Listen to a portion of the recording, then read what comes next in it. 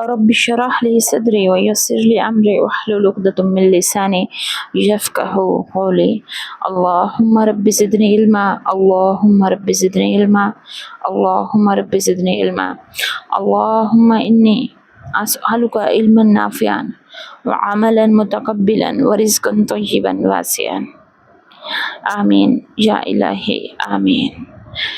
تو آج ہم سورۃ الاخلاص سے تفسیر کا سلسلہ جو کئی روز سے منقطع ہو گیا تھا کچھ مصروفیات کی وجہ سے، تو آج ہم اس کو دوبارہ شروع کرنے لگے ہیں، اور اللہ رب العزت سے دعا ہے، التجا ہے کہ اللہ تعالیٰ ہمیں قبول و مقبول فرمائے، اور دعا ہے کہ اللہ تبارک و تعالیٰ اب ہمارا تسلسل جو ہے وہ برقرار رکھے، اور اس میں ہمیں استقامت کی توفیق نصیب فرمائے، استقامت نصیب فرمائے، اور اللہ رب العزت اس کو قبول فرمائے، اور اللہ رب العزت اس کے ہمارے لیے صدقہ جاریہ بنائے، اور دنیا اور آخرت میں نجات کا اور اللہ رب العزت کی خوشنودی کا ذریعہ بنائے. آمین اللہم آمین. تو جی چلتے ہیں ہم سورت کے ترجمے کی طرف. بسم اللہ الرحمن الرحیم. قل هو اللہ احد، آپ کہہ دیجئے کہ اللہ ایک ہے. اللہ الصمد، اللہ بے نیاز ہے. لم یلد، نہ ہی اس کی کوئی اولاد ہے. ولم یولد، اور نہ ہی اس کا کوئی باپ ہے. لم یلد، نہ ہی تو اس نے کسی کو جنا ہے. ولم یولد، اور نہ ہی وہ کسی سے جنا گیا ہے. ولم یکن اللہ کفوا احد، اور کوئی اس کا ہمسر اور ساتھی نہیں، اس کے برابر کا کوئی نہیں ہے. تو جی اس صورت کا شان نزول یہ ہے کہ یہ صورت جو ہے اس میں خالصتاً توحید کا ذکر ہے. اللہ رب العزت نے اپنی وحدانیت کو بیان فرمایا ہے. حضرت ابی بن کعب سے روایت ہے کہ مشرکین نے رسول اللہ صلی اللہ علیہ وسلم سے کہا کہ آپ اپنے رب کا نسب بیان کر دیجئے. اس پر اللہ تعالیٰ نے یہ صورت نازل فرمائی، اور حضرت ابن عباس سے یوں مروی ہے کہ عامر بن طفیل اور اربد بن ربیعہ رسول اللہ صلی اللہ علیہ وسلم کی خدمت میں حاضر ہوئے، تو انہوں نے کہا کہ اے محمد ہمیں بتائیے کہ آپ کا خدا، آپ کا اللہ کس چیز کا بنا ہوا ہے. نعوذ باللہ. چونکہ وہ لوگ خود پتھروں کی پوجا کرتے تھے، اور وہ اپنے ہاتھوں سے اپنے معبود بنایا کرتے تھے. کسی نے سونے کا بنا لیا، کسی نے چاندی کا، تو اسی نوعیت کا انہوں نے بھی سوال کیا اپنے جاہلانہ سوچ کے مطابق. تو کہتے ہیں کہ اے محمد صلی اللہ علیہ وسلم، آپ ہمیں بتائیے کہ آپ کا رب کس چیز کا بنا ہے، سونے کا ہے یا چاندی کا ہے یا لوہے کا ہے یا لکڑی کا. نعوذ باللہ. تو ایک روایت میں ہے کہ یہودیوں نے بھی یہی سوال کیا تھا کہ اللہ تعالیٰ کس چیز سے بنے ہوئے ہیں، اور نعوذ باللہ اللہ تعالیٰ کیا کھاتے اور پیتے. نعوذ باللہ.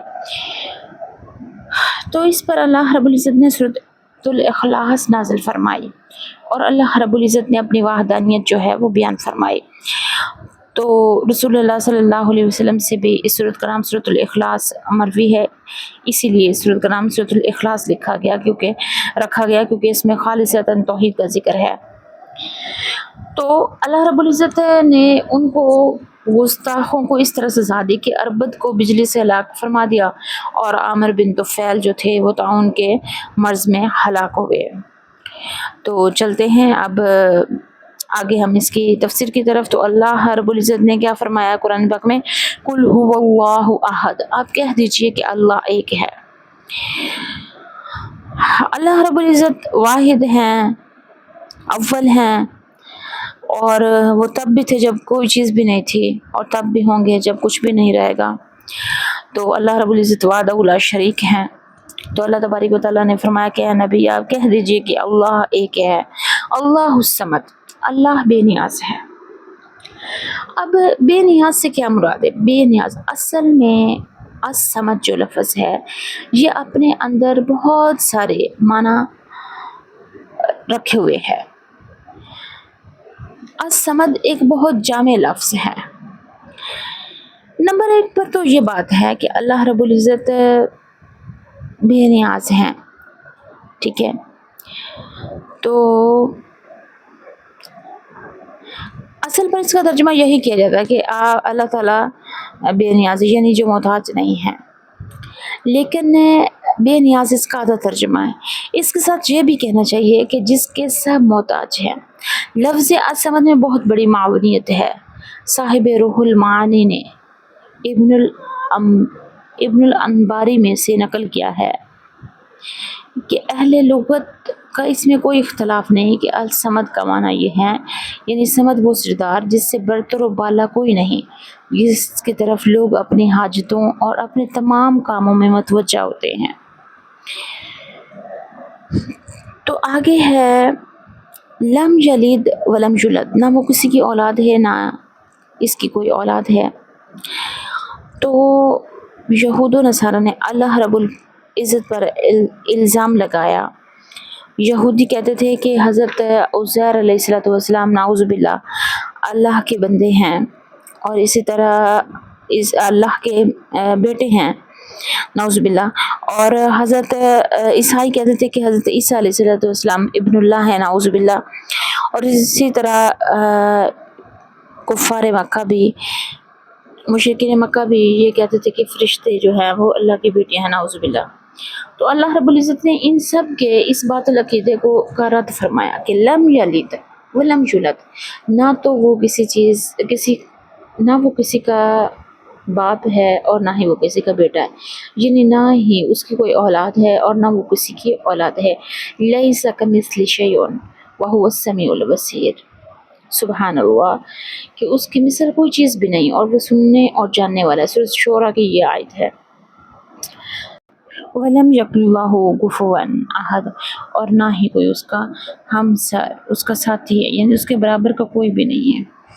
حضرت ابو ہریرہ سے روایت ہے کہ رسول اللہ صلی اللہ علیہ وسلم نے ارشاد فرمایا کہ لوگ آپس میں برابر یہ سوال کرتے رہیں گے کہ یہ ساری مخلوق اللہ تعالیٰ نے پیدا کی، یعنی کہ ہمیشہ قیامت تک ان لوگوں کے ذہنوں میں شیطان یہ بات ڈالتا رہے گا کہ ساری مخلوق کو تو اللہ تعالیٰ نے پیدا فرمایا، اللہ کو کس نے پیدا کیا؟ جب لوگ ایسا کریں تو یوں کہو اللہ الصمد لم یلد ولم یولد ولم یکن لہ کفوا احد۔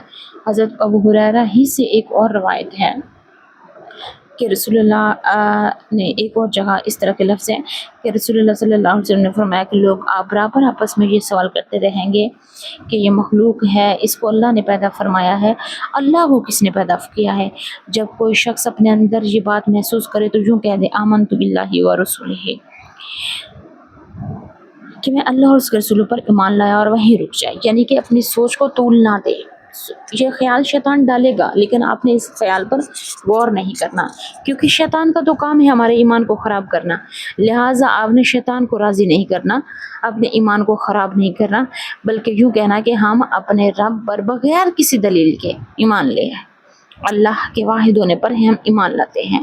تو اللہ تعالیٰ نے فرمایا، روایت ہے ابو ہریرہ رضی اللہ تعالیٰ عنہ کی، کہ اللہ رب العزت فرماتے ہیں کہ مجھے ابن آدم نے جھٹلایا، اس کو ایسا کرنا نہیں چاہیے تھا، اور اس نے مجھے گالی دی، حالانکہ اس کو ایسا کرنا نہیں چاہیے تھا۔ اس کا مجھے جھٹلانا یہ ہے کہ وہ یوں کہتا ہے کہ اللہ مجھے موت کے بعد دوبارہ زندہ نہیں کرے گا، نعوذ باللہ، جیسا کہ اس نے مجھے پہلے کیا تھا، حالانکہ یہ بات نہیں ہے، میرے لیے پہلی بار پیدا کرنے کی نسبت دوبارہ پیدا کرنا زیادہ آسان ہے۔ یہ تو ہمیں سمجھانے کے لیے بتائی گئی بات، اللہ تعالیٰ کے لیے تو ہر بار ہی پیدا کرنا آسان ہے۔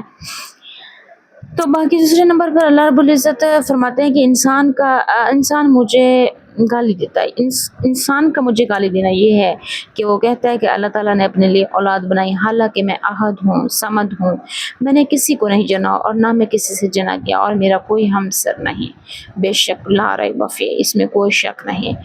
اللہ تبارک و تعالیٰ ہمارے ایمانوں کی حفاظت فرمائے، اور اللہ رب العزت تا قیامت ہماری نسلوں کی ایمانوں کی حفاظت فرمائے۔ اللہ تبارک و تعالیٰ ہمیں ایمان پر زندگی دے، ایمان کی حالت میں ہمیشہ ہم زندہ رہیں، اور جس دن اپنے رب کے حضور پیش کیے جائیں تو ایمان ہی کی حالت میں پیش ہوں، ہمارے آخری کلمہ لا الہ الا اللہ محمد رسول اللہ ہو، اور اللہ تعالیٰ ہم سے راضی ہوں، ہم اس حال میں اس دنیا سے جائیں۔